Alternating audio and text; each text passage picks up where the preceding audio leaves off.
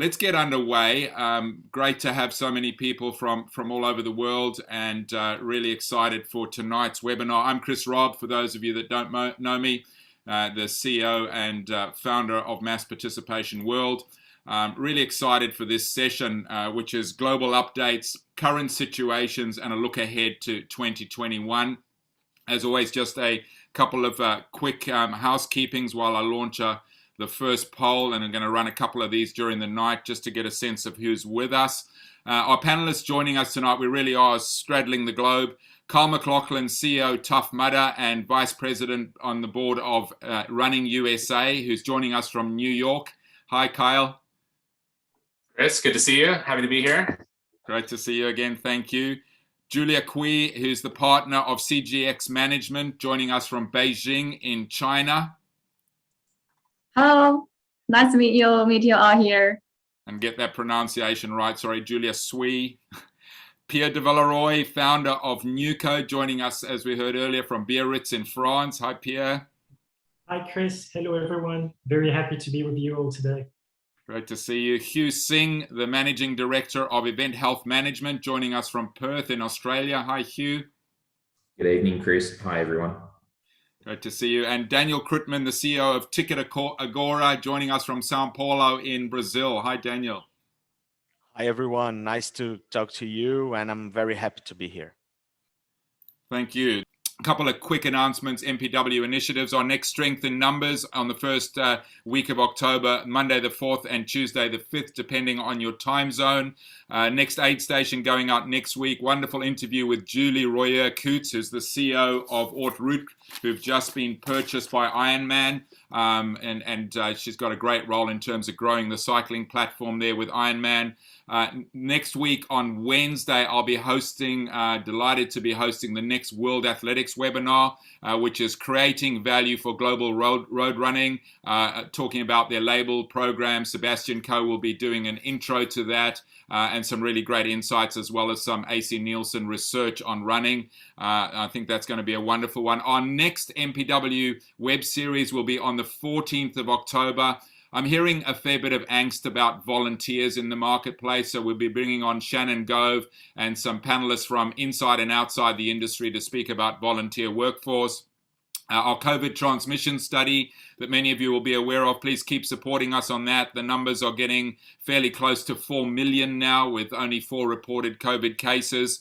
Road ahead on Friday, and then a couple of dates for you. The Mass Participation World Conference this year will be 6th to 10th of December. We'll be announcing details of that shortly. Different format, just 2 hours in the morning and 2 hours in the afternoon, replicated, but across the whole week, so you don't have to give up big blocks of time, and some new and interesting formats that we'll be sharing with you. And we'll also very soon be announcing and launching MPW Academy, which will be about 150 hours of all the content that we've built up over the last few years, aggregated in one place.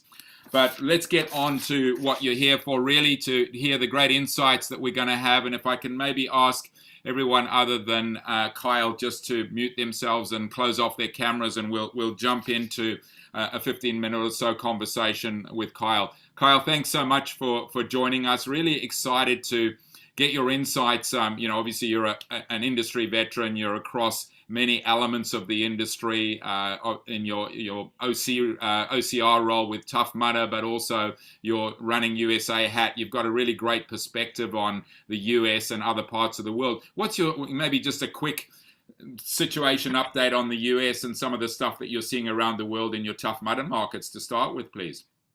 Sure. Hey, Chris, thanks for having me. I mean, it's interesting. You and I have spoken over the course of the past year and a half at different points, and I think it's interesting how the industry as a whole, right? If we sat here in March of 2020, we all assumed off the bat that this was going to be 6 weeks, 8 weeks. We'd all pushed our events back into the summer, and then we pushed our events into the fall, and then we pushed everything out of 2020, and we find ourselves here in 2021, knife fighting often to get back to normalcy. And I think a lot of people in the industry, maybe myself included, expected that we would hit a point in 2021 where the lights would come back on. And for a while there, especially in the US, things looked really promising coming into May and June. Cases were on the decline, the vaccine was rolling out, the world was opening back up, and everything looked like there was light at the end of the tunnel. And with the kind of continuing roller coaster of the pandemic, the improvement to Delta variant to now we're on the backside of Delta and things are looking promising again. But I think the world's coming to a realization that we're just going to live in this and live in this for some time and learn how to manage it, learn how to work around it. But with that, I think the normalization that's coming is helping quite a bit. The notion that that we know how to operate events safely with COVID, we know how to put the appropriate measures and protocols in place. Vaccines are available for those who want them, and obviously a very polarizing topic here in the U.S. But the return to normalcy in the U.S. at least is and true for Tough Mudder and for many of my colleagues in the endurance industry is not going to be this the lights turn back on and all of a sudden things are back to 2019 and before levels. It's going to be a gradual and incremental climb. I think we as an industry have a lot of work to do to reactivate people, not necessarily who are fearful of participating because of the health and safety considerations. I think it's people who have lost the motivation. And I think what's interesting, Chris, is that as we've ridden the roller coaster for this year, we've heard a lot from customers who said, well, I haven't trained, or I've gotten out of shape, or I've lost the motivation, and maybe next year. So I think this cycle that we're about to head into as an industry of coming into the holiday season, heading into the Black Friday, Cyber Monday, and then into the New Year's resolution window, which is always a big moment for our industry to talk to customers, is a moment to be able to go and be the catalyst or remotivating people to get back off the couch again, to set a goal in 2022 and to get after it. And if we can harness that moment, combined with the consumer confidence of COVID moving in the right direction and restrictions moving in the right direction where people can buy race entries with confidence, then I think we're poised for a strong 22. That's interesting. You talk about motivating people, because there's all this anecdotal evidence of this massive surge in runners and cyclists and people being active, but it's going to be that challenge of turning those into event participants, isn't it? And we're seeing, from what I'm seeing anecdotally in many countries, is that that's not some people were getting super excited and say, yeah, we're going to click our fingers and we've all of a sudden got more people, but it's not as simple as that, is it? Yeah, Chris, I'm interested in the staying power of that surge of new fitness enthusiasts, right? I think a lot of people in the early days of lockdown and in spring of 2020, summer 2020, didn't have anything else to do, right? They couldn't leave their homes. They were buying Pelotons and treadmills. They were running in their neighborhood. They were taking up cycling. But as we know with fitness trends and fads, right, like getting people to stick to that is a challenge. So I'm interested to know, we obviously have good research and stats as to how many people jumped into that in 2020. I'm really interested to learn how many people actually stuck with that into 2021, and whether we saw those people, as the world went back into lockdown and opened back up, and virtual work became more normal, people's hours extended. Have we been able to keep people's attention in their newfound fitness ventures through winter and spring of 2021 and keep them engaged and motivated? And so in that vein, you just launched, very exciting, your calendar for 2022. With that launch, have you launched registrations yet, or are you getting any sense of what's happening for 2022 already relative to, I'm guessing we have to go back and compare to 2019. What's your initial sense, either data or gut, around that, given that it's so soon after the launch? We've stopped comparing anything to 2020 or 2021. There's no good baseline there. And that, it's registration trends are a really interesting thing across the board in the US right now. We are selling out events that we've never sold out before in some markets, and other events that used to be highly attended are sitting at 60-70% of where they used to be, really driven by consumer confidence, right? On the coastal parts of the US, events in California and areas, not necessarily where people are fearful of the impacts of the virus, but more so that people are not confident that if they buy a ticket, the government's not going to implement new restrictions and lock the event back down again.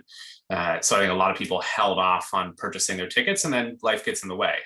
But indications are really pointing in the right direction for 2022. And I think being able to, we launched our calendar earlier than we ever have before. We wanted to be able to get out and start that conversation with customers to get them motivated and get them thinking about, all right, I'm sitting in my slump in 21. I've been working from home for a year and a half. I've been stuck in quarantine. Like, I need something to motivate myself for next year.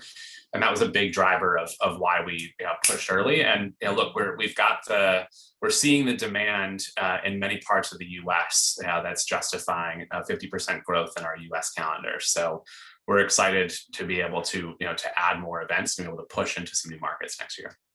Oh, that's great to hear. That's really great. So in terms of some of the challenges, I'd love to kind of swing across to that. I'm hearing, I was on a call this afternoon, and we'll get some insights from Pierre across the kind of European and UK space, but just this crazy scramble in the UK. Tom Kerry, who's on the call tonight, was just saying, teams that are working back to back, supplier crunches, supply chain crunches. What are you seeing? What are some of the lessons? I'm hearing things of, massive increase in prices. Kirsten Fleming was sharing with me the other day in Calgary, they'd normally get 3 quotes for traffic management. There's now one organization left in town, and they're bumping their prices up. Is that something that's transient, you think? Is it happening first, and is it transient, and are we going to get some normalization in 2022, or is that's going to have to be built into business models to increase supplier costs going forward? I certainly don't think it's going away in early 2022. I do think it's transient, and we're seeing something very similar here across the board in the United States. We have significant supply chain issues. The ports are backed up. Domestic trucking and shipping in the U.S. We're a touring business. We pick up our 10 trailers and move them market to market, and the just pure ability to be able to move things around the country has become challenging. The labor market in the U.S. is wild. Getting people who want to work and then getting them to work, and then obviously putting the team through an incredibly challenging back-to-back schedule where people are on the road for 6-8 weeks at a time has been a struggle this year. But suppliers' equipment has been a really interesting challenge as well. A lot of us rely on golf carts and utility vehicles and other elements, and many of those suppliers sold off their entire stock during COVID to raise capital, and now the supply chain can't replenish that market fast enough. So the equipment rental companies can't get things back in. More events, more construction, all vying for the same equipment, and it's made it very challenging. So look, I think there's a number of these things that are going to take some time to adjust. The ability for rental cars, for example, which is important for many of us who are running traveling events. The backup in the auto market in the U.S. means it's going to be a year to a year plus before that industry normalizes. And I think we're going to see similar things in a lot of the heavily supply chain driven components of the industry, especially things coming out of Asia. And many people have been following sort of the port and factory backlogs in China. We're obviously headed into Chinese New Year season here in just a few months, where we just see a factory slowdown in general. So the supply chain considerations are changing the way that we look at the business, how early we order things, how far we buffer things out. We're making a lot more kind of early predictions and guesses on consumption rates for shirts and metals and other elements for next year, to really try and get ahead of it, because the scramble that we found ourselves in, and certainly not unique to us, has been a big stressor on a business that has already got a lot going on and sort of coming back post-pandemic. Yeah, Mike Nishi was on our Strengths and Numbers 2 weeks ago, and he was sharing they're having to air freight stuff in for Chicago just to be certain that it comes in on time, and that obviously comes with not only, and what he was sharing was not only the cost implications, but the administration implications. So your whole just having to do so much additional paperwork and team and researching and all that sort of stuff, which I guess brings me on to that kind of volunteer one. And you mentioned manpower already in terms of paid workers, but what are you seeing happening in the volunteer space? Yeah, what's interesting, and frankly, Chris, I'm having a hard time wrapping my head around the trends, but our volunteer numbers are 50% of what they used to be. And the vast majority of our volunteers come from people who are running the events. We offer people the chance to participate for free. They get swag and merchandise and full gear. So we very rarely have, as Tough Mudder, pulled volunteers from outside of our existing participant base. We're not recruiting the same youth groups and other, sort of outside volunteer sources that a lot of this industry relies on. So for us, our population hasn't changed, right? We're selling events out, but we're having a much harder time convincing those people to volunteer. And that's a really unique trend. So, I would say we are just skirting by on having sufficient volunteers to run the events, but there's very few weekends that we go in comfortable saying, we've got a ton of volunteer support this weekend. Usually it's we're just covered to be able to deliver the events. Wow, yeah, that's challenging. And the other element that I've heard from a couple of people is that these age-old volunteers that have been with events for 20, 30 years, and some instances, and I'd be fairly certain that you're not one of them because of the structure within your organization and what I know about you, but, all this information up here and a volunteer that's been, a course sector leader or something suddenly not there, and this kind of wake-up call that as an industry we need to be more structured and gather that data and information. Yeah. Let's really a reality, Chris, that a lot of this industry is built on the backbone of people who have donated their time for a long time. Yeah. And particularly for the major, let's call them, milestone or key events that happen once a year in a certain market. The world majors and other territorial marathons and triathlons in particular that are the tentpole event in their market for a year. They're often relying on thousands of volunteers, many of whom have that kind of carried on learned knowledge. It's priceless. But I think it speaks even more to when you haven't had a touch point with those people for 2 years. And oftentimes you're bringing them back after having missed out on that engagement with them. It's hard to reignite that relationship. You lose things when you haven't touched that person, when the annual tradition suddenly doesn't become annual anymore. Building that back and maintaining that sort of emotional connection is definitely a challenge. Yeah, no, great point. Thanks. And what about sponsorship, Carl? What are you seeing in the market generally in terms of what's happening with sponsors in terms of 2021 and looking ahead to 22? Yeah, I think it's really interesting, Chris. I mean, a number of industries impacted differently by the pandemic, right? So you've got industries who had an incredible boom during the pandemic and made way more money than they thought they would because they happened to be a very pandemic friendly audience. A lot of consumer packaged goods brands and others that were very set up for e-commerce and ready to support people and during quarantine and lockdown and working from home. Many of them are having supply chain issues though. So they've actually turned down their marketing spend because they can't satisfy any further demand. On the flip side of that, you've got brands who were incredibly impacted during the pandemic who are forecasting a comeback and are trying to reconnect with customers, are trying to get back out there and are spending more marketing dollars.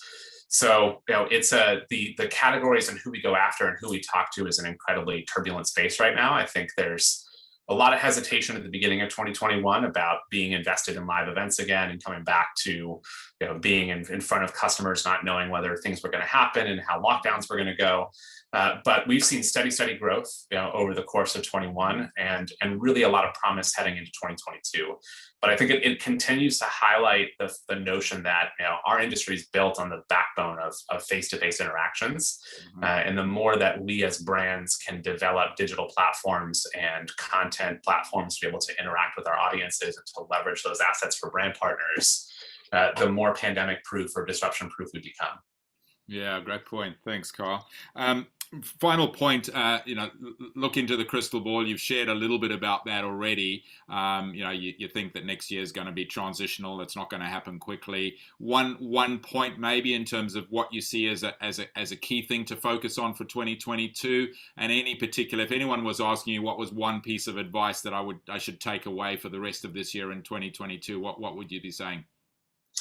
It has to be focused on the customer and focus on your people. Just as much of this industry is built on the backbone of volunteers, the teams who are supporting our events, right? The people who are in the trenches with us every day, they have had a brutal 2 years, and job security concerns, and then coming back this year and putting businesses back together post-pandemic. Your people are the number one asset that you've got, and being able to take care of your team, whether that be paid staff or volunteers or key partners and vendors, because our ability to deliver this, most of us don't own anything, right? We are traveling circuses reliant entirely on the cities we work in and the people who work for us and with us. to be able to put on these incredible experiences.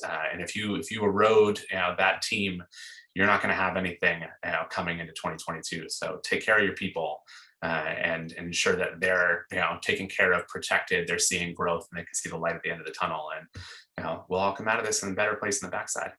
Absolutely. Definitely agree with that. Carl, wonderful as always. Thanks for the great insights. Thanks for making the time. I know you've got lots on. All the best for the rest of the season, and look forward to catching up again soon. Thanks, Chris. Always a pleasure.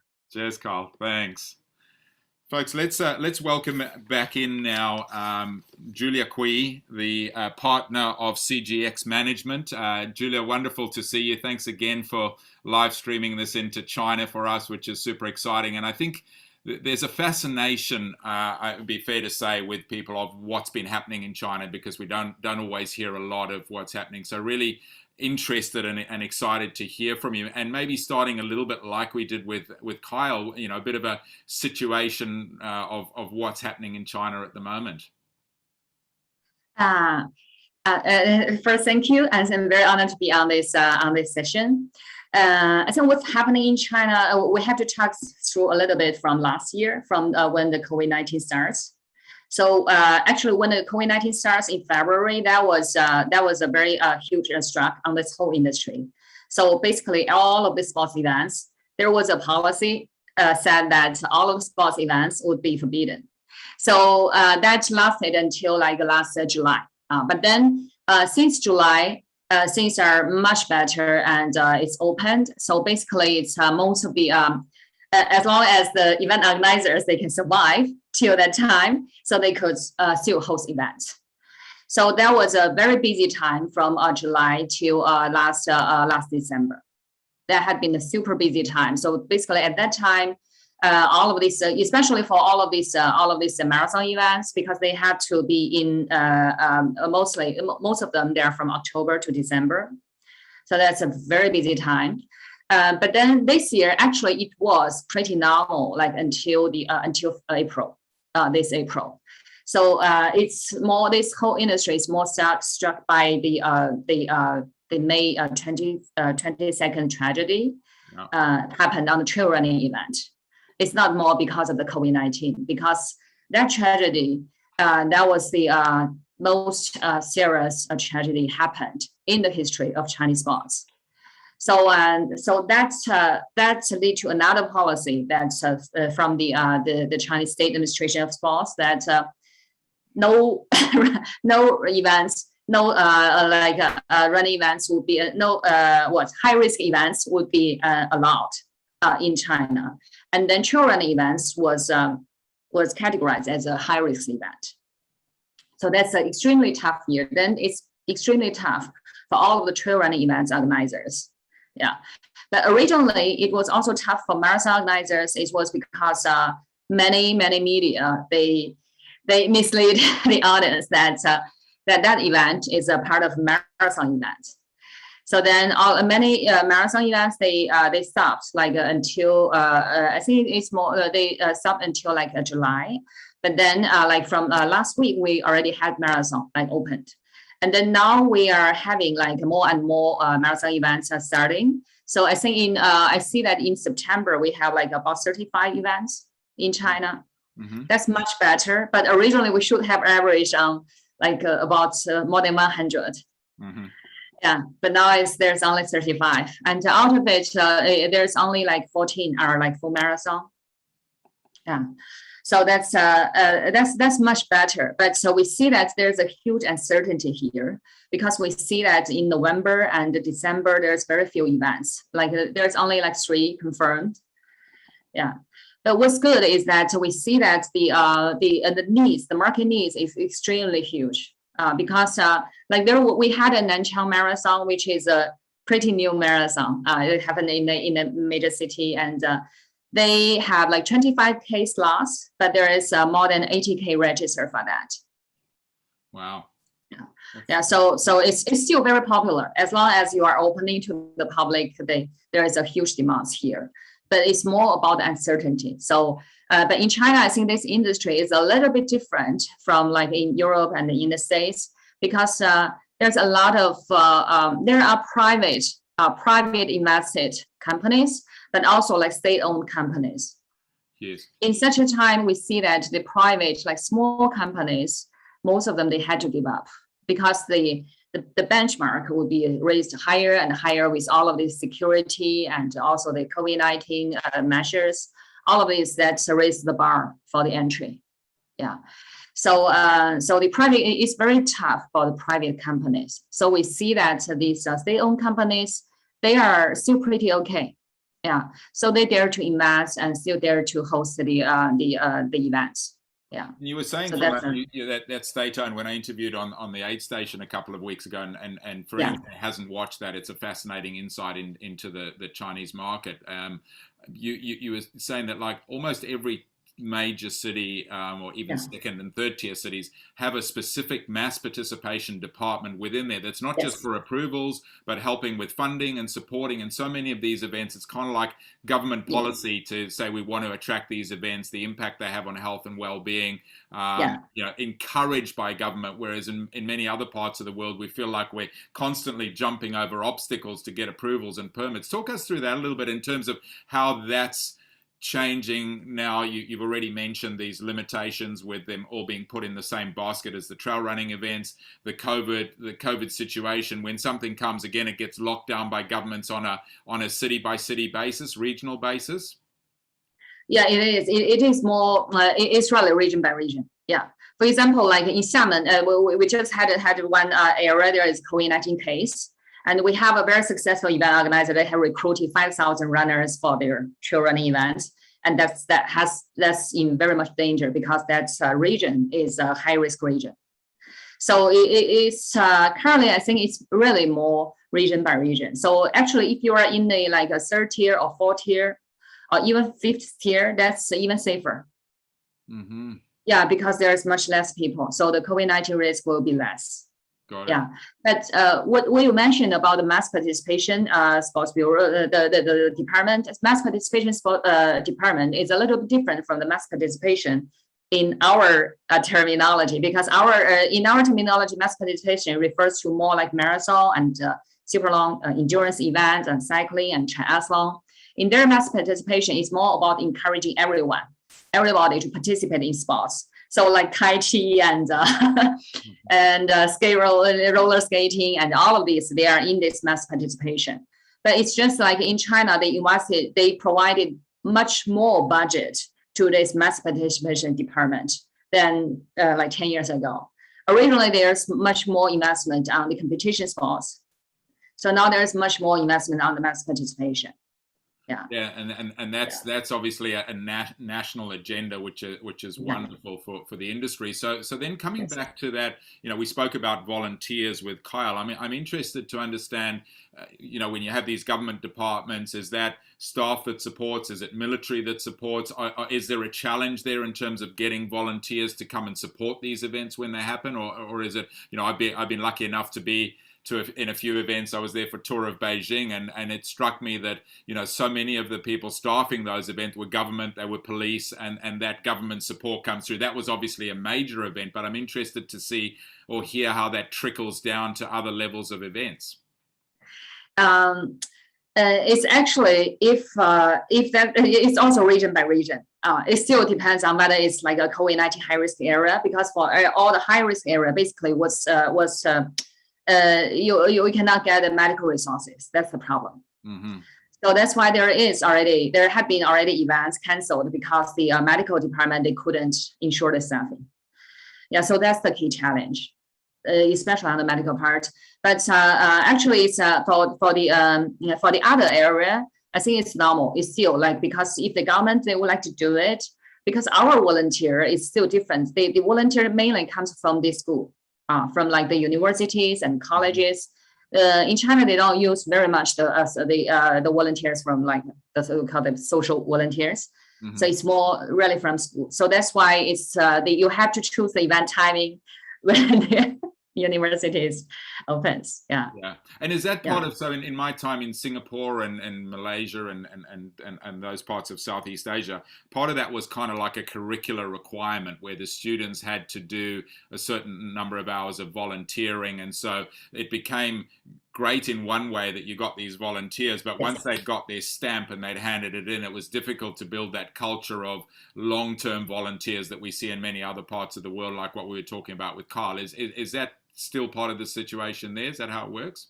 I think it's true that they also get the points. And also they get the grades. But I see that like marathon events, it helps a lot in building the volunteer culture for China. Mm-hmm. Yeah. So still many of those people who when they were volunteer for these events, they are much more likely to select a career in this industry. Yeah. Yeah. So we can especially like in our interview, we see quite some like students where they are interested in this career because of the volunteer experience. Great. Yeah, that's wonderful for the industry. Yeah. I'm interested. We've heard the supply chain discussion, and you've heard people saying, well, because factories have shut down in China, it's difficult to get things out. How's that impacting you locally? I mean, is there a local impact as much as there's a global impact from a supply chain perspective? It is similar because finally it's more because it's the impact on the whole economy. So there's a lot of factories that closed. Yeah. They had to shut, and so that's why actually and also some of the suppliers, they couldn't stand in this industry. They changed industry and they don't manufacture this and provide this kind of service anymore. So all of these it also happens. But still in China, I think it's because originally we have like average at least like more than 100 events per month, but now there's very few events. So it's still the supply is much higher than demand. Yeah, and I would imagine, would it be fair to say with an industry in China that's relatively in its infancy, the challenge is that, even there's probably sometimes equipment that's in short supply even at the start. I mean, I remember the first JP Morgan corporate challenge I delivered in Singapore, we had to truck barricades in from Malaysia, from Tour de Langkawi, because there just weren't enough in that market. Is that kind of what happens there as well? And I think, the massive geographical expanse of China, it's not as easy as saying send a truck over the causeway to Malaysia and truck them in. So it's probably an industry that's still evolving and growing, and that whole ecosystem is being built from a supplier perspective. Yeah, and I think it's very much, you can consider China is like of very many layers of different type of cities in very different stage. Yeah. So if you take like Beijing, Shanghai, and Shenzhen and Guangzhou, it's all of these are very much developed. So you can find anything in the city, and there's a lot of suppliers. But if you are moving into like maybe a third-tier city, then it's very tough to find maybe even a quality like an event manager, or maybe it's very difficult to find somebody who can do this whole the medical officer. Very difficult. Yeah. So I think for China, it's more that the market is huge, but then each region has its specific situation. So basically, when you want to enter this market, you need to do the research before. Mm. Yeah. Right. I'd love to talk about sponsorship, and then kind of wrap it up with a crystal ball and a bit like I did with Carl. What's happening from a sponsorship perspective in the Chinese market at the moment? Yeah, I think for sponsorship, it's pretty tough for the event organizers. Yeah. First is about the uncertainty. I think it's the uncertainty hurts the confidence of everybody. Especially for the sponsors, then sponsors, they would really like to pay in advance if the event is not secure. So we see that the current marathons, when the marathons announce and confirm the schedule, most of them, their sponsorship money also comes from state-owned company, which means that it's more that the government will make the match so that the state-owned company supports the marathon. Yeah. So that's what's happening now. But then if you are like purely like marketing oriented, then that's very tough, because then everybody knows that it's uncertain. So we see that though there are sponsors, they are still signing, but still the uncertainty really, people dare not to commit. But I think what's good is that because in China now, it's online marketing is so popular, but then we call the traffic is so expensive. So for any like unique visitors, you spend more than 100 yuan to attract them. So a lot of like brands, or especially those online e-commerce companies, they realize that it's much cheaper to attract the traffic from the offline events. So marathon is they have evaluated, like we have talked with the e-commerce giant company. They have evaluated the cost to acquire one customer. They realized that after they sponsored a marathon, that's much cheaper to attract a quality customer, and also they can track through their total buying amount. Then they realize that it's a much more reasonable investment to sponsor a marathon. Yeah, so that's a very good news. Yeah, that's great insights. I'd like to come back to end on the crystal ball, but just in case there's some people that are not aware of what happened with that accident, and I don't want to go into too much of a negative situation, but just a quick summary for those that weren't aware of what happened there and the impact that it had on the industry. Yeah, okay. It's on this May the 22nd in Gansu, which is a very remote area in western part of China. And there was actually, that's a trail running event combined with a fun run event. So there's 10K people joining the fun run, and there's about like less than 200 people join the 100K. So there's 22 people was killed because of the sudden temperature change. And the problem is that also the race organizers, they are extremely inexperienced in the crisis management. And so they didn't utilize the government resources in the first very quickly. So that's why it's really because of the temperature and then the weather changes, and this accident made all of this all over China. Everybody knows that, okay, then running could kill people. So that made a perception like this. And that's the first time all of the mainstream media are talking to us, are asking us about why this would happen, and why a trail running event there will be such a major accident. So then it made all of this. Made the state general administration of the government. Then they launched a very a very strict measure on forbidding. Actually, they forbade all of the sports events in the first time, and then they forbid like high risk events. And then trail running is they are calculated as a trail running event. Now, some provinces, they are trying to get the possibility to organize these trail running events, but then the problem is that then the safety measures that cost a lot. So very few private organizers would be able to invest that much.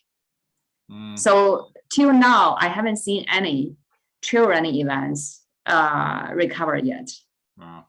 Yeah. There was one about to happen, but then it's also, I think it's in danger because of the COVID-19 too. Yeah. Thanks for those insights. And I just didn't want to delve too deep into it, but I saw there's a question there from Stefan, and I'm guessing that there were a few other people that weren't aware. Julia, I'd love to end on your insights into where you see 2022 going. What would be, if there's any tip for people that are looking to bring events, supplies, industry services to China, what might those be for 2022? I think because in China, the participation is growing still very fast. Yeah, but it's still, we see that all the sports goods sales, that's really going rocky high, and even like golf, even like golf industry, they have a very good sales revenue, and people are really participating in sports. So, but then the problem is that their behavior, the consumers' behavior are changing to more and more online. That's the problem. Though they participate, but where they buy this stuff, they're changing to online. So like, for example, for their live streaming sales, because the live streaming sales is now very popular in China. So we see that Douyin is the Chinese TikTok. So the sales of the sports, like the running shoes, sales of the running shoes in the TikTok live streaming services, that has already increased to 400%. Yeah.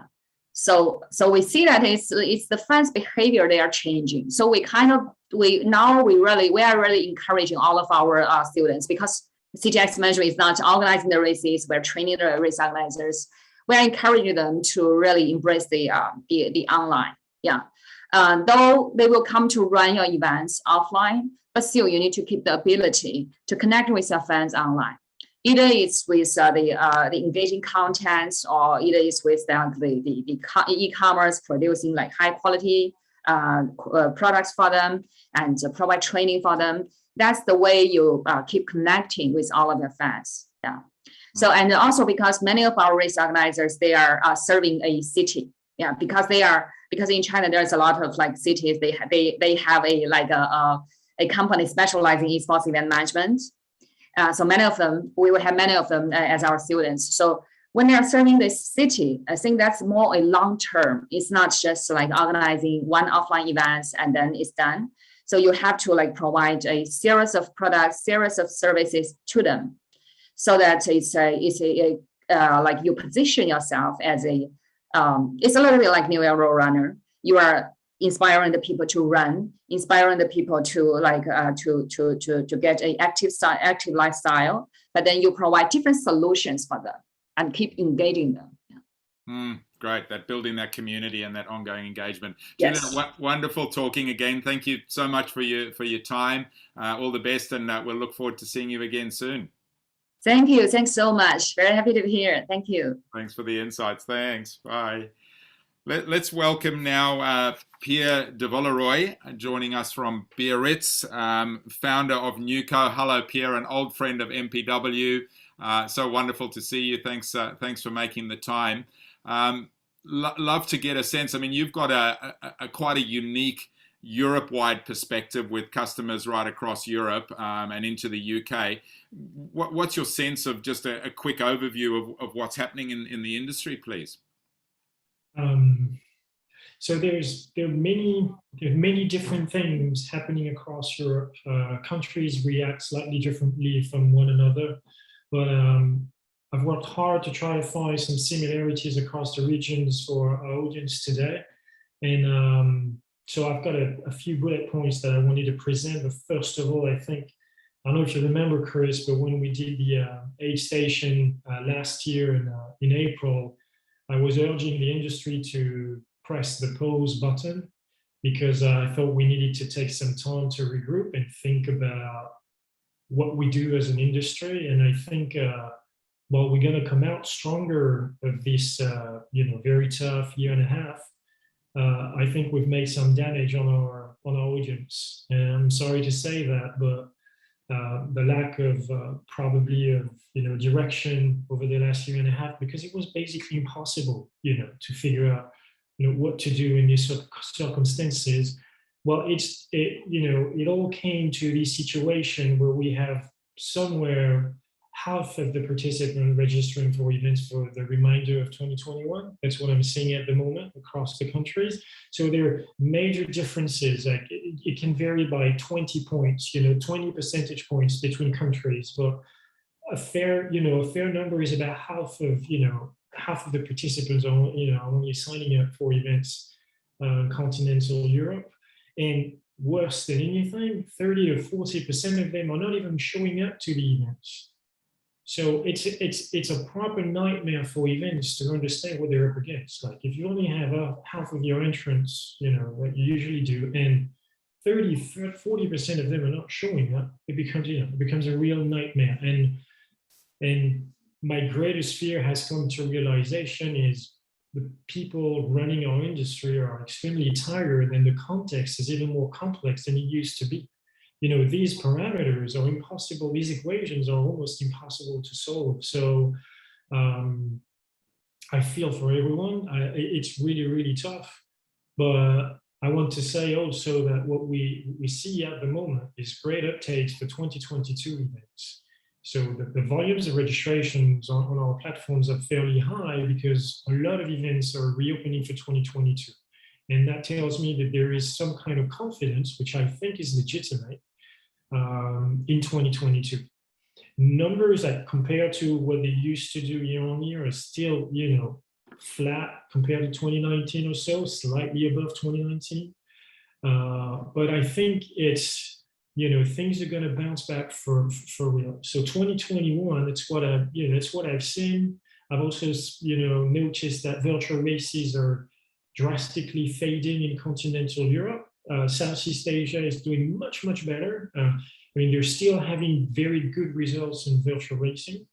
Whereas in Europe, I think people are just tired of the concept. Like Kai said, maybe there's a factor of lack of training, or what I think actually is more something around, fatigue. Events have been postponed again and canceled, and people get refunded. And I think they got a little tired. So they're taking a break at the moment. That's the way I see it. I think the 2021 events are going to be, really tough, but I'm praying for them to take place. That's the number one thing, because nothing is one anymore. Like, now we know this for a fact. Nothing's guaranteed anymore. So as an entrepreneur, I'm happy with this. We're used to uncertainty, but the toll it took on our people and the industry, I think, is much higher than we think. So that's kind of what I'm noticing for 2021. The other thing that I'm noticing as well, which is very positive, I think, is small events. For the vast majority of them, or having great results, like good scores in registrations, and people showing up at the event. So it makes me think that people want to race, and they prefer to go for a smaller event that has greater chances to happen because there's less restrictions or less complexity around the event. And the other thing that which also makes me think that it's quite positive, is people are signing up last minute. So I know it's a real pain for the events, but I think it's just that people are worried, they want to make sure the event is going to happen. So they sign up really, really late. To give you some numbers, like we've got somewhere between, I know it's a very wide range, but between 25 and 50% of the entries done within the last 4 days prior to the event. It was never that high, never ever, No matter what the size of the event is, people just wait last minute to register at the moment. So what I do see is crazy amount of reg on Thursdays, Fridays, and Saturdays. And then, of course, Sundays usually race day, so it slows down a little. Yeah, interesting. You've said, I mean, really interesting, the grassroots, and we were talking about that on the call earlier in the week, is this, this opportunity of our industry to be building that grassroots and feeding up the line, and it's easier ways back. And maybe 35 years ago, when I had more hair and less of it was grey, the industry was built on running clubs and communities, and I think that still has a massive role. I think one of the statistics you quoted was in Spain, 8,000 events, 6,500 of them are under 500 people. So these opportunities to kind of bring that grassroots through and feed them into other events and maybe more sustainable business models. Look, I think they're part of the solution. They've always been there. They are the DNA of our sports, not just running. But in Europe, sports relies on clubs, which relies on volunteers, right? So we'll get to the volunteers later. But these events are fundamental for our sports, and they're kind of giving the pace, and the health of our industry. And because they're still taking place, they're still happening, across the country, across Europe, actually, I think we have legitimate reasons to think that things are going to bounce back really, really well. And just like Nori is saying in the chat, yes, the major marathons are going to be key to generate confidence for people to come back to racing. That is, for me, guaranteed, indeed. And to the other comment about last minute is very rare in Europe, it's absolutely true, but that was true in 2019. This year is not so true anymore, and we're seeing some change. We have events filling up fairly quickly at the moment, just like we used to have, but for much smaller events, this also something that I'm noticing. Some small events are selling out, and they're calling us and saying, okay, registrations are closed. Yeah, because you're maxed out. Oh, really? Yeah, you sold out. What? And that happened to me like 4 or 5 times in the last weeks, because people are looking for challenges and they're kind of the only ones available and sort of guaranteed. So it's really positive, and small events have a huge, part to play in our bounce back, I think. Pierre, you mentioned, thanks for that. You mentioned race a few times in the last couple of minutes. What's your sense of, all these statistics which I touched on with Kyle of massive growth in numbers? Are people coming back to race, or are people coming back to run, to be part of it? Is that event evolving, that it's about the experience, it's about community, or is it still about going out there and running a personal best and so on? Well, that's a very good question, Chris. I think it's they're more racing at the moment. The events selling out are usually triathlons. Triathletes, they have huge volumes of training. Yeah. They know that if they stop cycling, you lose everything. Like you stop cycling for a week, you gotta work out for 3 weeks to get back to where you were.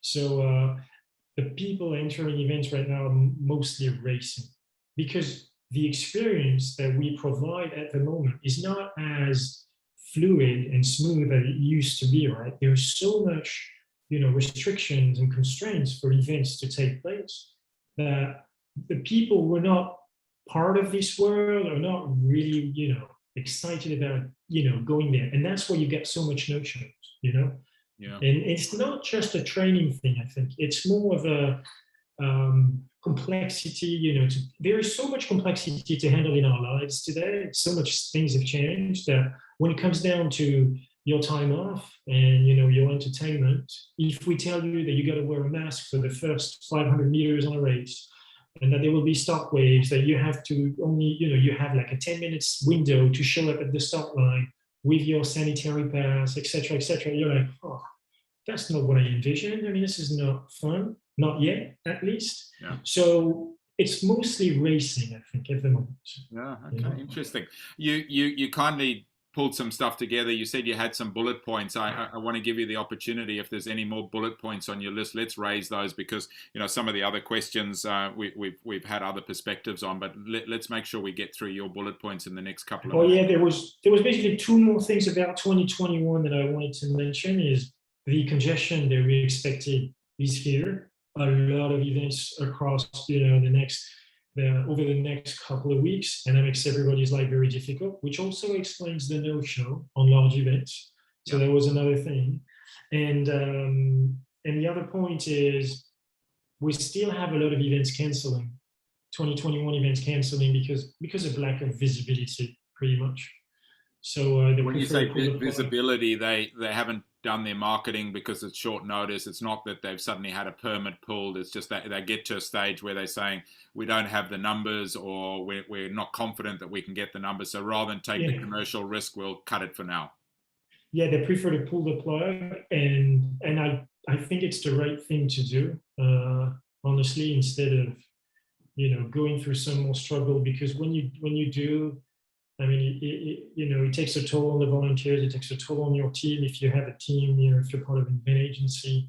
So it's important to take care of your people more than ever. And it was my message a year and a half ago. Yeah. Take care of your people, because that period, and it's not over yet. Don't get me wrong. Is a really tough one. Yeah. Thank you. Any other points? So those are your 2 points? No, I mean, we talked about the numbers and stuff, and that's kind of it for 2021. Yeah.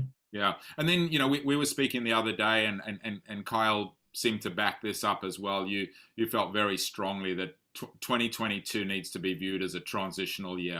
Anyone who thinks that the lights are suddenly going to be turned on in February, March, April, May, June, or even October, it's got to recognize that this is going to have its roller coasters. And we sat here a year ago, 18 months ago, saying that this is going to be a roller coaster. We never realized it was going to be such a long ride. We're getting value for money on the roller coaster, so to speak. But that was the real key point that you made on Strength in Numbers when you kindly joined us. Is make sure that you view this as a transitional year.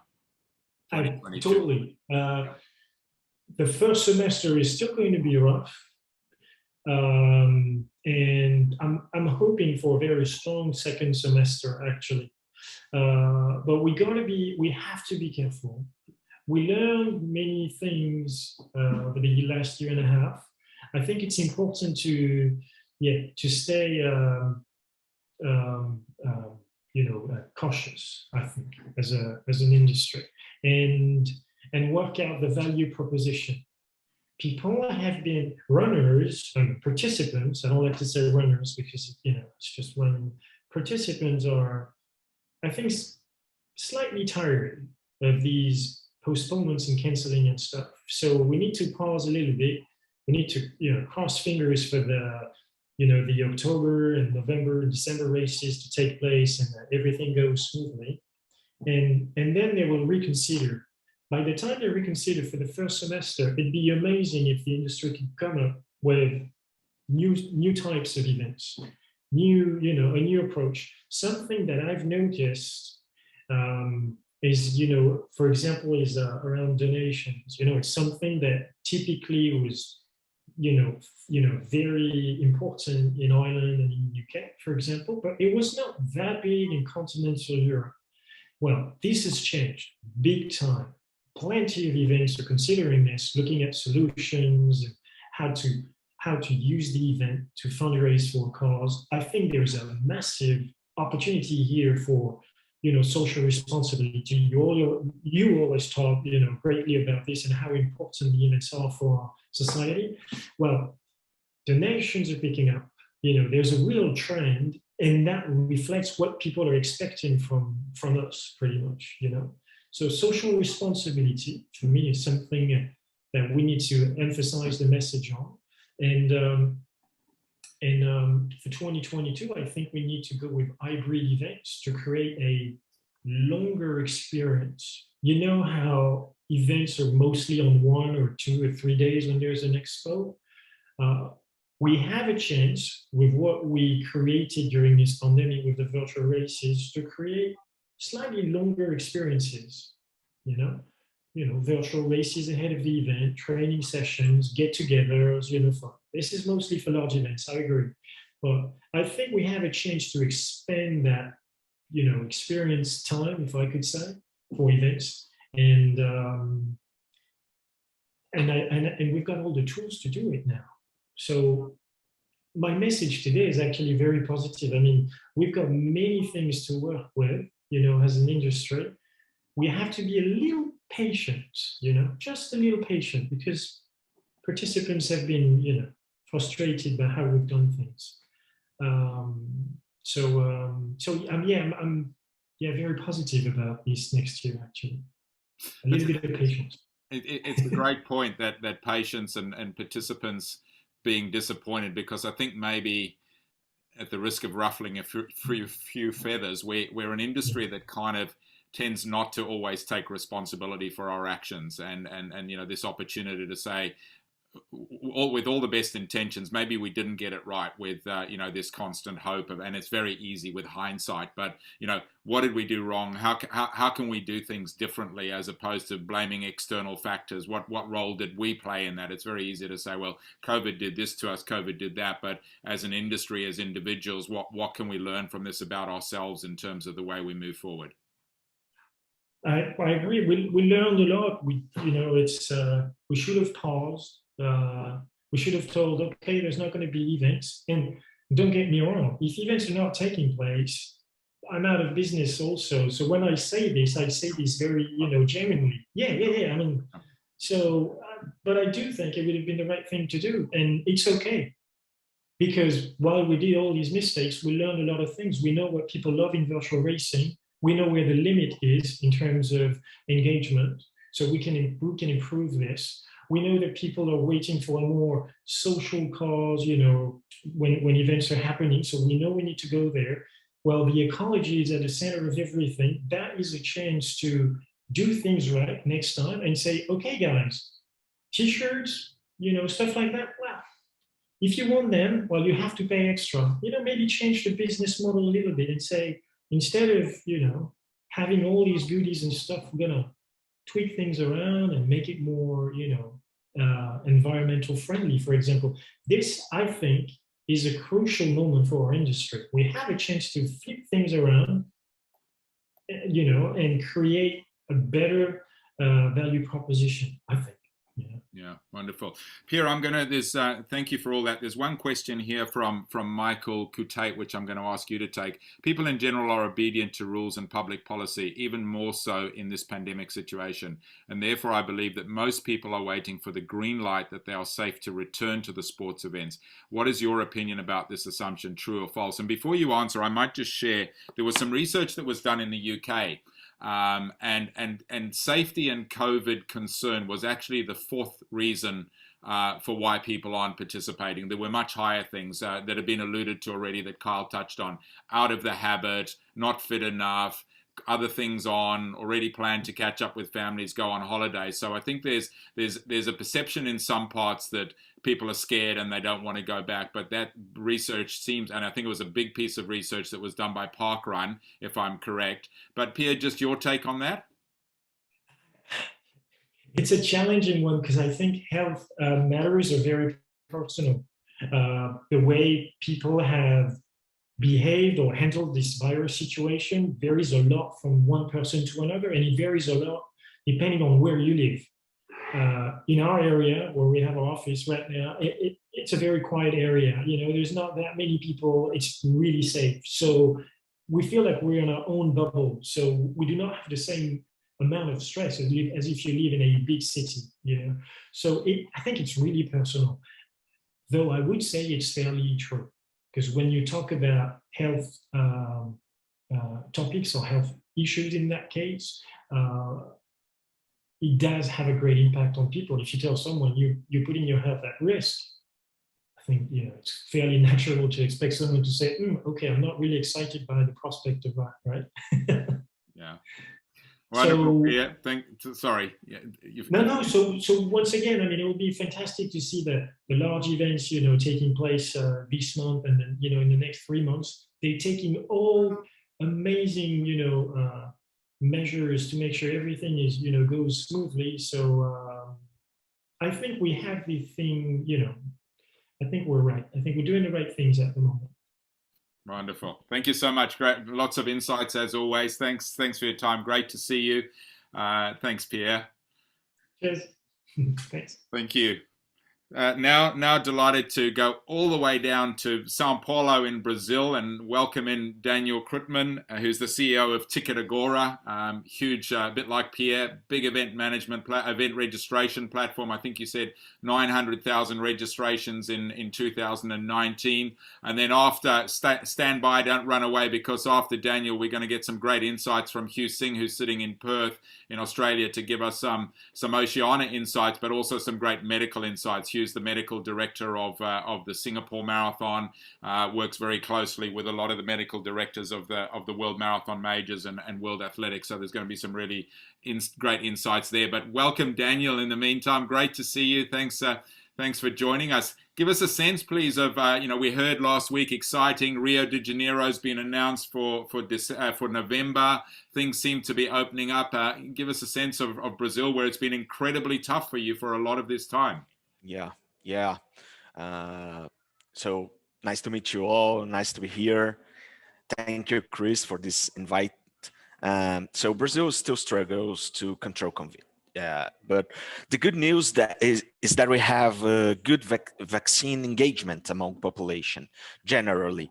Then it makes more hopeful in the discourse. So on the other hand, the sport event companies, they are starting to move harder on protocols and move harder on government as well. And we have a lot of events already scheduled to happen inside 2021. So that's the good news. For example, as you told us, Rio Marathon, Rio de Janeiro, Maratona do Rio, with more than 40K people already registered since 2020, but they postponed the marathon in the last year, so it's happening now. But it's happening in the middle of November, and we think the next few months will be very sensitive on this coming back. But as long as vaccination continues, then we have almost 70% of the population vaccinated right now with the first doses, of course. But we have a few laws going on about passports, about vaccine passports that you have to get in order to go into events. So this is gonna help us make people vaccinated, and it will be also good for soft protocols, softer. I mean, it's not that soft, but softer protocols if the people were vaccinated.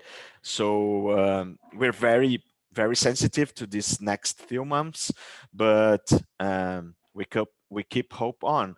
And I will add as well that this is a very critical point to our market in finance matter, because we are really struggling to survive, and now I think it's a tipping point.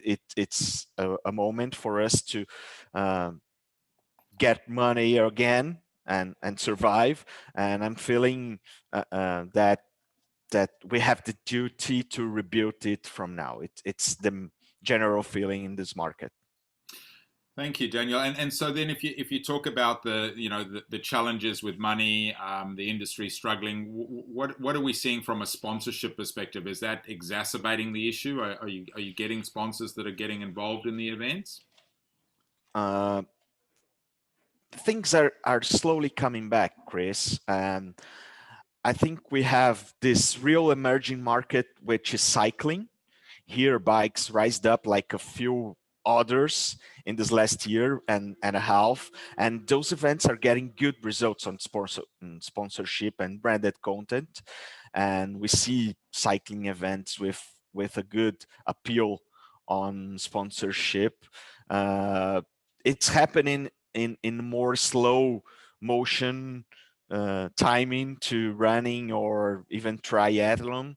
But in a wide perspective, I think we will grow. Sports, healthy lifestyle, open space experience. I mean, if that's not what humankind needs right now, I don't know anything else. You know, brands must join it. And here is the feeling. Yeah, no, that's great insight, and a bit of a sense for the audience of the business model of events in Brazil. Is it, is sponsorship crucial to commercial success? Is it the cream on the top, or is it the chunk that without a sponsor an event's not commercially viable? Entry levels are not high enough to sustain, as is the case in many parts of Asia. Entry levels are relatively low, so without a government grant or sponsor, it's hard to be commercially viable. Is that how it looks in Brazil as well? Here it's the cherry up in the ice cream, because the gross of the money comes from registrations here, and sponsorship is hard to get. Mainly the big events get them. So in the general market feeling, we need registrations. Government don't give us a penny. We don't have nothing from the government, unfortunately, but sponsorship is the plus. The events try to be paid with the registrations, and then sponsorship is what they get from markup, vision, or the profit on the event. Okay, thank you for that insight. And so then, if you look with that kind of a model, and Pierre spoke about some positive looking trends towards 2022 registrations, are you able to look that far ahead at the moment? Have events started to open registrations for 2022, or are they really just focused on what remains of Q3 and Q4 to make sure that they get their events away now and then start launching 2022? So we are not coming back as fast as we thought. I mean, things are more open than registrations are coming. And I think people still afraid of COVID. As Pierre said, I identified a lot with Pierre's vision, because I think we are in the same position in the market as registration and management platforms, and people are afraid if the events are going to happen. I mean, if it's a lot of things got postponed or turned into virtual races, and people don't want it anymore. So the registrations are not in that velocity. It's not accelerated as we thought it was going to be when the market started to open. We don't have this V coming back as we thought it was going to be. So in this case, we strongly advise to organizers on having really clearly messages and terms when they talk to participants. I mean, and Pierre said about people are getting the registrations very late, and this is a thing. But I think adding to that, organizers must have very clear terms of participation and make it a conversation. You know, don't hide it. Show people what is going to happen if the event it's not going to happen, because late 2020 we hadn't clue about how many time we're gonna deal with COVID and all, but now we know how to deal with that. So that's what we are saying to organizers. Adding to that, we are facing also a ticket liquidity. That's something important. People have tickets in hand, so they don't even know what they have anymore. People are calling us and asking, what do I have there with you? Can you tell me what events I am registered for? And their wheel needs to roll, you know? We need to deliver the postponed events in order to get more registrations now. So that's an interesting one. So that's a participant levels. You know, obviously events not maybe communicating with their participants to say, Daniel, you know, you've got your entry for these events. So that opportunity that's maybe being missed to build community, to engage with your participants, almost this kind of like, I hope they don't claim their ticket because it means I've got one more spot to sell type of attitude, or is that an unfair? No, it's not like that. I mean, the organizers think that the people know what they have, but they forget they are not the only one in the market. I mean, those people have a lot of things in their wallets. So you have no way to know what they have if you're not a registration platform, as we are. So it's not a duty of the organizers to do that. It's really a movement and a consumer behavior. Got it. As I think it is. Yeah. So just to wrap it up, I mean, where do you see we're sitting here, you know, towards this time next year? What do you obviously you hope that it's going to be vibrant. What's your sense telling you? Is this a transitional year in Brazil? And I'd love to get a sense of what you know of what else is happening in Latin America. You know, what's your awareness of other countries and how's it traveling there? And are we starting to see the kind of surges that we've seen in America and Europe starting to move all the way through, or is it very isolated pockets and it's going to be another challenging 2022? I think all South America is in quite a similar space right now. As when you invited me to this webinar, I made my research. I called friends in Colombia and I called friends in Argentina, and we are all living the same feeling right now. So we are always talking about our renaissance, our rebirth, and if we as an industry we are not the main people's priority in 2021, well, I don't know nothing anymore, as I told you right now in the sponsorship matter. And I think everyone is feeling like that. Colombia is opening with small events, and until the end of the year, they'll have like 10 key events happening, 10K, I'm sorry.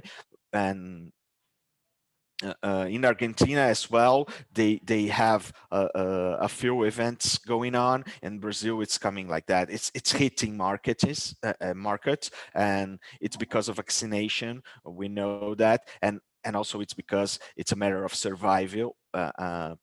Companies that work with sports events needs to get a little bit of relief right now. And since we are in open space with good protocols, we saw a few events happening right now. We had 0 transmission cases in those events. We had protocol events, especially protocol events in the main capitals of Brazil. We had 0 transmission with protocols and wave startup lines and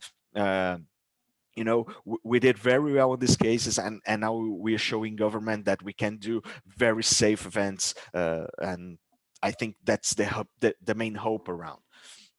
Wonderful. Daniel, great to catch up with you as always. Thanks for making the time. Thanks for the insights, and look forward to seeing you again soon. Thank you very much, Chris. Thank you all. Thanks so much. Let's move over to wrap it up with some insights from Hugh, Singe, Managing Director, Event Health Management, joining us from Perth in Australia.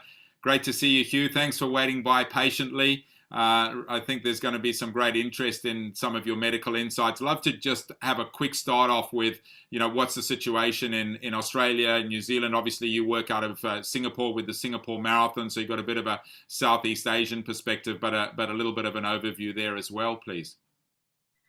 Yeah, good evening, Chris. There's a very complex set of outlooks and environments, I suppose, in the part of the world that I spend most of my time in, the Oceania and the broader Asia-Pacific region. A number of the markets you've mentioned there, Australia, New Zealand and Singapore particularly, are in envious positions around the world because of successful COVID management. It gets complicated when we start talking about mass participation events and mass gathering environments. It has been slow, probably frustrating for a lot of people in the world who look at countries such as Australia and Singapore who have relatively low COVID numbers, high vaccination rates, very progressive in terms of practices and safety, and a lot of experience around managing events successfully. So for a lot of people, not just in this part of the world, there's a lot of people that have been looking to the region to see what can I look forward to? What are the next steps for me? I suppose frustratingly for anybody who's looking at it, hoping to see a return to what we knew pre-COVID, it might be frustrating because it's not returning to what we knew as fast as someone who's looking for that would be hoping to see. But we are seeing progress in other ways. And we're seeing that progress come through in organisations that are prepared to adapt. And adaptation has been very important over the past 18 months. And those that have been prepared to be bold in those adaptations have probably put themselves in better positions now in terms of what we're seeing starting to come out. We are seeing some very exciting events. There are some with larger numbers, with really great engagement, but they are few and far between. They're obviously a lot slower and a lot further apart than what we would have liked from anybody in the industry. Hugh, you mentioned adaptation and being bold. Have you got any particular case studies that you can share that have stood out that might be of interest to people that are listening? Case study, there's lots of case studies. So I could probably go into some with causing more problems than I'd answer at the moment. One of the issues that we see, and I'm very wary of it, is someone following case studies and going down the rabbit hole the wrong way.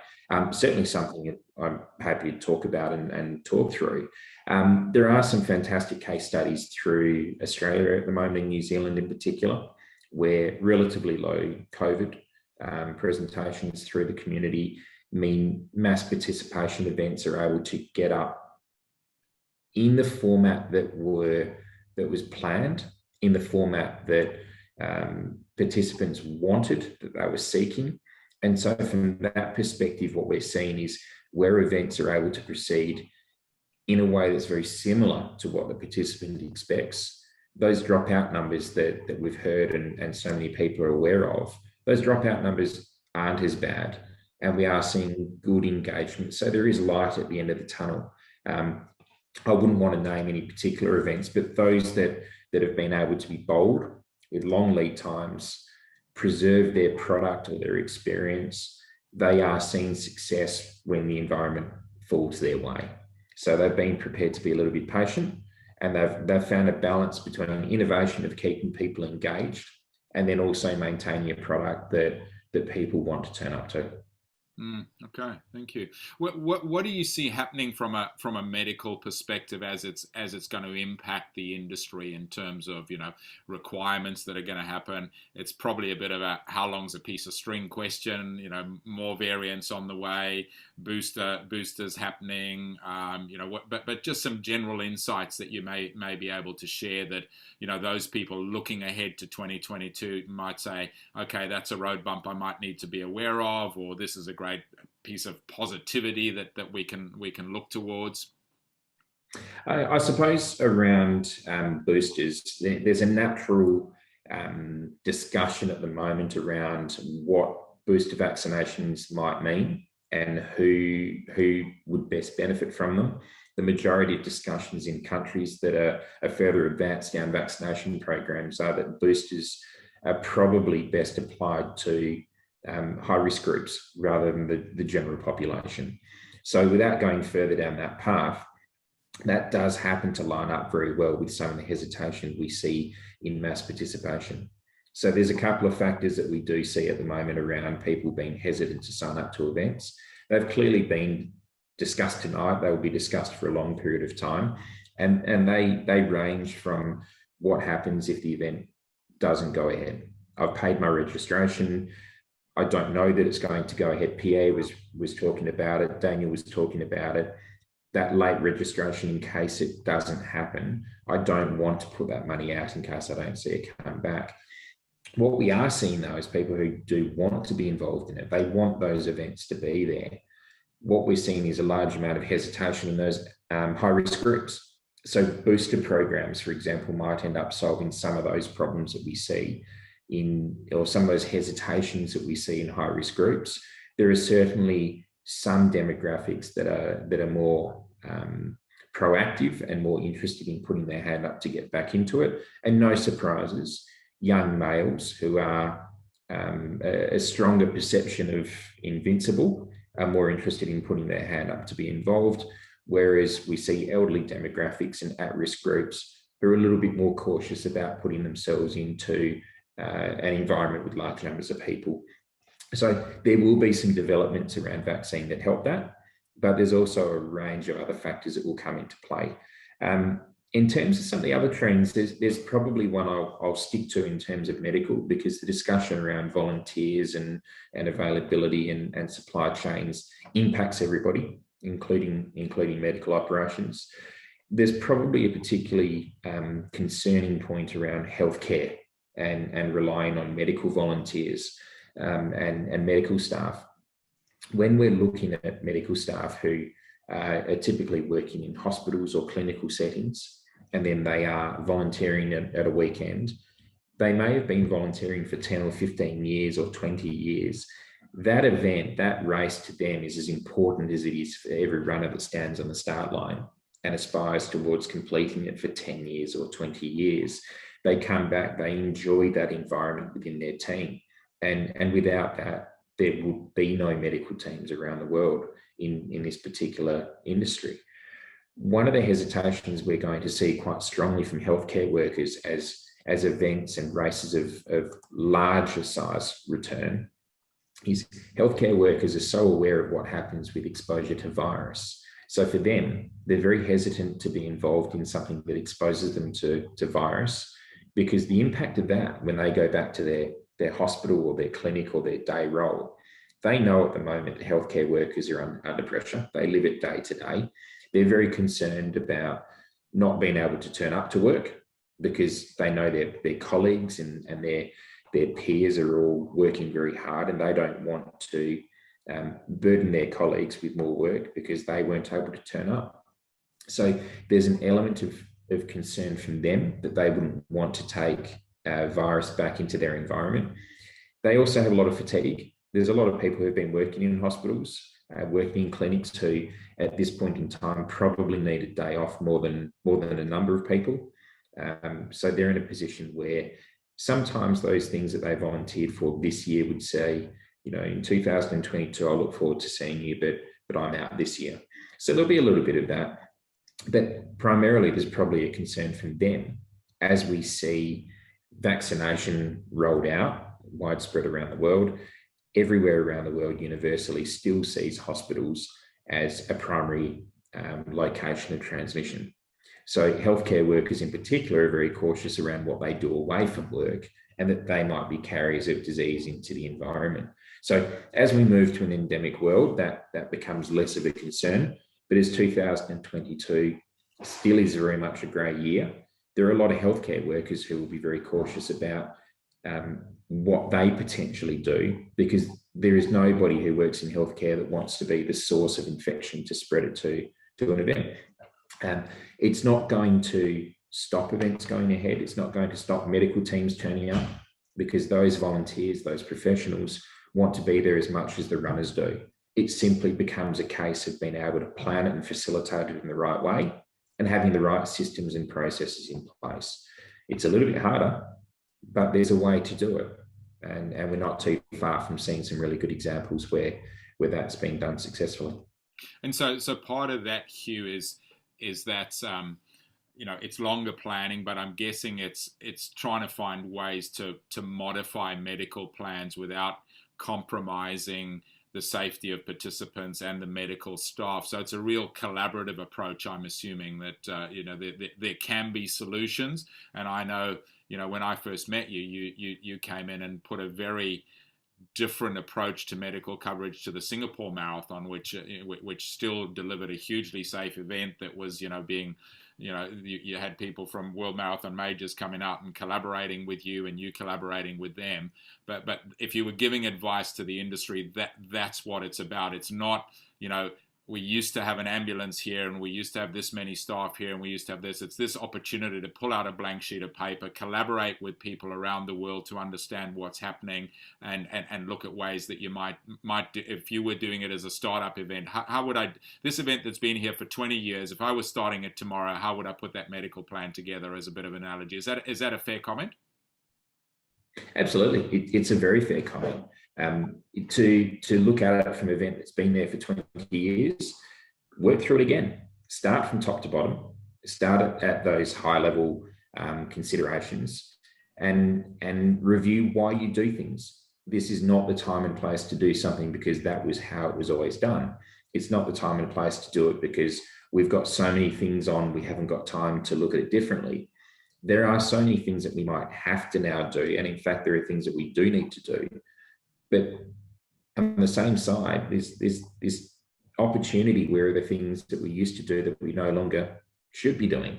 So we might be putting time and energy into one area, but if we're not being clever and understanding about why we're doing things, then we're putting energy and effort and time and resources that are sparse at the moment into areas that are not necessary, because we haven't been brave enough to review the plan from top to bottom.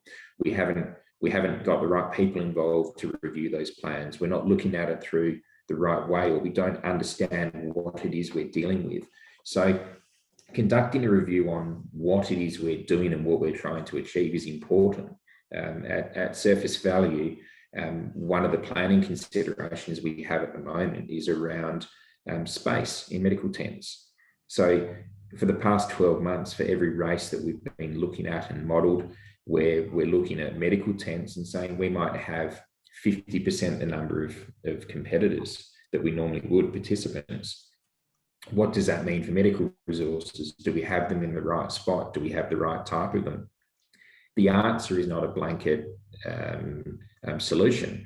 We find medical infrastructure like tents would have to be the same size, if not bigger, because we're talking about participants and patients who at risk by nature of where they are. They found themselves in a medical tent. Most of the time they're vulnerable. And even if we have less participants, we might have to have a greater footprint to deal with them to minimize that risk of transmission. That's what we see on the surface. Behind that, then we look at how we run things inside that tent. Why do we do things in a particular way? Do we need that tent there in that particular position? There are different things that we're going to have to apply to all levels of planning. And if you haven't started making a review of your medical plan from top to bottom, it's something I'd suggest people start doing very quickly. Yeah, great insights. Thanks. And if you fast forward and say, 2022, it seems that there's general agreement that it's a transition year. What does that look like in terms of how medical transitions, crystal balling, an event in October, November, December next year, there's going to be sanitation passes or vaccination passports or whatever they needed. Are there likely to still be masks around? Is this going to be with us for, a couple more years? I draw the analogy of, 9/11 and Boston bombing. We had this big upsurge and then things kind of settled down a little bit and, security's with us forever. But, if you're sitting there saying, I'm looking towards my events 22, 23. I'm looking at my P&Ls. I'm looking at how I structure my events. There's great opportunities and there's going to be challenges. What's some of your insights into how long this is going to perpetuate and how it might tail off to some degree? Yeah. I wish I had a definitive answer on date to give everybody, but it's very hard to know what date to project onto, because this isn't something that Kyle alluded to at the start of this. There's not going to be a moment where it's lights back on and everything's working in a way that COVID is no longer around. What we're looking at with COVID is a fade away.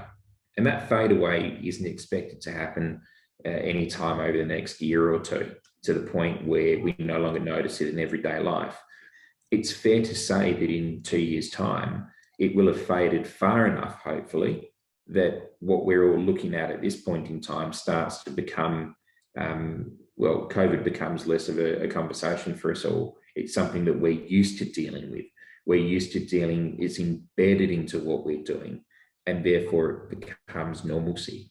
We're still in a stage where we are all still acutely aware of it. We're all acutely planning for it. We're all very much impacted by how it evolves and how it spreads through the community. So we're still in a position where we are reacting to it and reacting to its spread and presence. Only when we go the other way around, that we're not reacting to its presence, are we going to find that we'll get over that edge. And security from 20 years ago is a perfect example of, there will still be a footprint, there will still be a legacy of what medical does, but we're probably a couple of years away from seeing where it's a front and center topic. There's probably nothing that's overly concerning about it needing to be there, because as security came along 20 years ago, as environmental practices have evolved for the better, everything that the industry has been thrown up as a challenge has made us innovate and evolve, and the industry is still here. There's still plenty of things that are floating around. There's still excitement.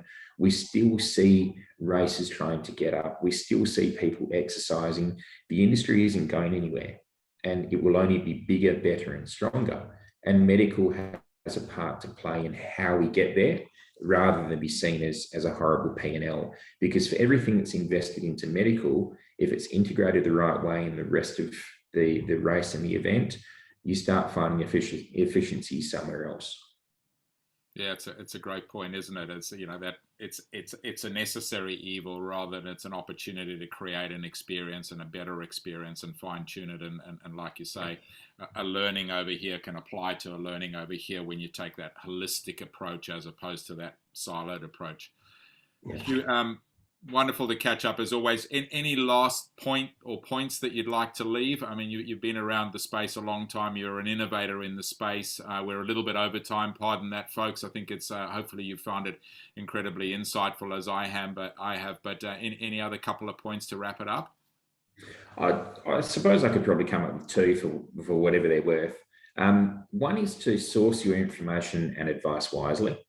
So one of the more common inquiries that people pick up the phone or send me an email about is, I've read this or I've heard this, is that correct, or what does it mean to me? And more often than not, from where I sit, I'll be able to say to them, hey, where did you read that? Where did you get that from? Most of our information that we pick up on is through conventional media channels or through social media. We're not very good at going to the original source of information. So often we deal with things by reading reports and modeling and reading information that we pick up from an article, rather than going and reading the original report or reading a journal article or reading the data source. So I'd suggest to people as we start transitioning through to an endemic phase and we start to see more and more information and more ideas, some that are working, some that are not, be really cautious about what you hang on to. There's some really, really good information and some great data and some wonderful sources out there. But be cautious if it's so important and you're making informed and important decisions on the back of it, make sure you've got that data source right and interpreted it correctly, because misinterpretation can be a very expensive problem further down the line. And the second point I think I'd probably make is stay optimistic. I alluded to it a minute ago, the industry isn't going anywhere. And when we look at participation rates that we see late registrations and no shows at events, some of those things come into context of I'm in quarantine and I can't turn up to the event, or I registered late because I really wanted to be there, but I've actually recognized that I haven't done my training for 5 months and therefore I'm not prepared to do it. The upside of that is I wanted to do it. I registered, I signed up. And so much of what we see out there now is not about whether the event's going to be cancelled or not. It's about whether I'm going to get the experience that I really want, because that experience is about turning up and being connected to people. It's about a celebration of human achievement. It's about being amongst 30 and 40 and 50,000 runners. And thankfully, as we look into the back end of this year, we're about to see the first of the Abbott World Marathon major races return over the coming weeks. We have Berlin this weekend on Sunday, and then obviously across to the other races, all in a compact period of time. And if everyone wants to see a light at the end of the tunnel, have a look at how many people have turned up that are looking forward to being there, having a look at these things being able to proceed.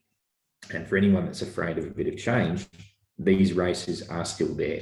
Those races are still, Berlin is still in Berlin, New York is still in New York, and there are tens of thousands of people who'll be running, and there'll be hundreds of thousands of people who wish that they were. So the industry isn't going away. The demand is there.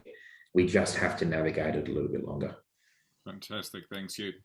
I've got a question here from Norrie Williamson, which is relevant to you. Thanks, Norrie. Surely COVID is only a virus. An opinion is that viral assessment, like terrorism assessment, will always be with us, but sophistication of solution will make it easier.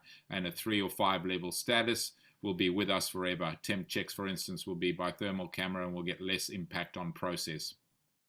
Yeah, I think that's a fair comment and a very good observation, that it's about perspective.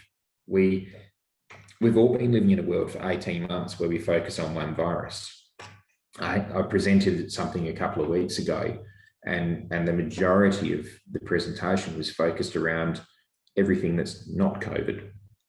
Because at the end of the day, in my world and the world that we're all involved in this industry, but certainly for me in a medical perspective, COVID is only one element of this. We're still looking at people running 26 miles or 42 kilometres. And that's a massive achievement in itself. The world of medical prior to COVID was challenging enough. And one virus hasn't changed all those other risks. What it does do is how do we bring all of this together and still build it together in one medical plan with one medical team as a broader part of a race management team. So I think the comment there around only being one virus is really important, because 2 years ago, we had mass participation events held all around the world, and forever and a day, we've had a long list of communicable diseases. And COVID is one that in essence ends up as another communicable disease, or not technically, but it's very similar to it. It's obviously one that's very prevalent to us and relevant and will fade away over a period of time. Thanks, Hugh. Thanks, Tony. And some great bright spots there. Obviously, as you mentioned, Berlin this weekend, London the week after, I think Chicago the week after. I've lost track of the whole schedule off the top of my fingers, but amazing. And to end on a real positive, Katrin, after I mentioned it earlier, and I think, Katrin, you're still on the call, the Royal Run in Denmark, 79,000 people across the country last week. So congratulations. That's wonderful. Thank you, folks, for joining us, for staying with us. We've gone a little bit over, which isn't my norm, but I just thought that this was really valuable and some great insights. Please join me in thanking, as I see them on the screen, Julia Sui, Hugh Singe, Daniel Krutman, Pierre De Villarroy, and obviously, if you'd like to turn your cameras on and give a wave goodbye, and Kyle, who had to jump off and head to other meetings. But thank you so much. So many great insights. Wish you all the very best. Thanks for taking the time out. The panelists and those of you that have joined us. A quick reminder as a rush, Strength in Numbers, the 4th and 5th of October. Next web series on the 14th of October around volunteers. World Athletics webinar next week, I think, is going to be a great one on the 29th, Wednesday the 29th, talking about their label race program and some great insights from some Nielsen research. Help support the COVID study. I've heard stories that that's being used all over the world, not as a major deal breaker, but as part of submissions. I understand that it was even part of Berlin's submission for their permit process. Not saying it's absolutely making the killing point, but it's part of this aggregated information that's available. And the more we get, the more we can help those that are still trying to come out of this. As always, if I can help you in any way, chris@massparticipationworld.com. Drop me an email, connect with me on LinkedIn or Facebook. Thank you so much. Look forward to seeing you all very soon somewhere. Have a great day, night, evening, wherever you might be. Thanks so much, everyone. Thank you. Bye-bye. Bye.